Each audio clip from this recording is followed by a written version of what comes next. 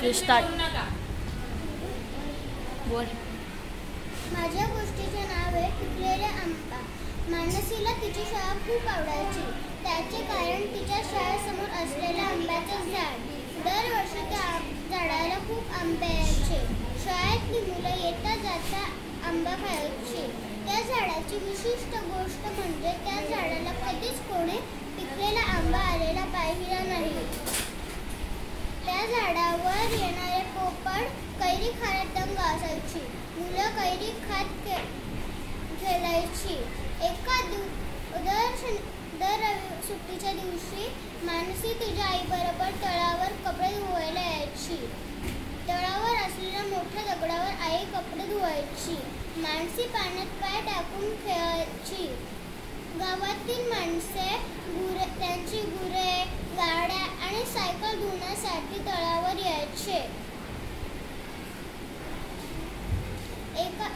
एका दिवशी अशीच माणसे आईबरोबर कपडे धुवायला आली.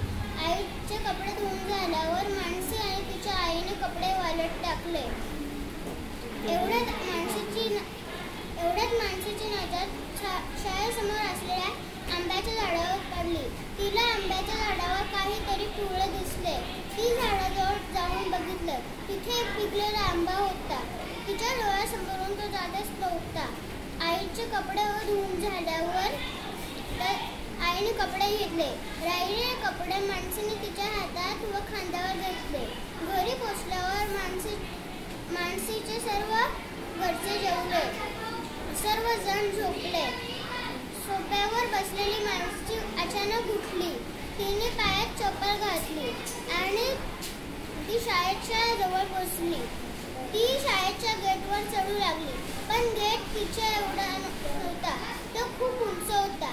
मग ती शाळेच्या तुटलेल्या भिंतीजवळ गेली. त्या भिंतीमधून ती शाळेच्या पटांगणात आली. ती आंब्याच्या झाडाजवळ पोचली आणि तिने तिचे हात घट्ट आंब्याच्या झाडाला लावले. तिचे पाय पण घट्ट तिने आंब्याच्या झाडाला लावले आणि हळूहळू करून ती आंब्याजवळ पोचली. आंबा थोडा तिच्याहून दूर होता, म्हणून तिने हात तिचा पुढे करून आंबा घेतला. ती थोडा वेळ आंब्याचा वास घेत तिथे बसली. नंतर ती हळूहळू आंब्याच्या झाडावर उतरली आणि एक साल चाकत तिने पूर्ण आंबा संपवला. आंबा संपून झाल्यावर ती धावत घरी आली. घरात सर्वजण तसे झोपलेले होते. तिने पटकन तिच्या आंब्याने माखलेले स्वच्छ हात केले आणि ती धावत आल्यामुळे तिला खूप दम लागला होता, म्हणून ती आईजवळ जाऊन झोपली.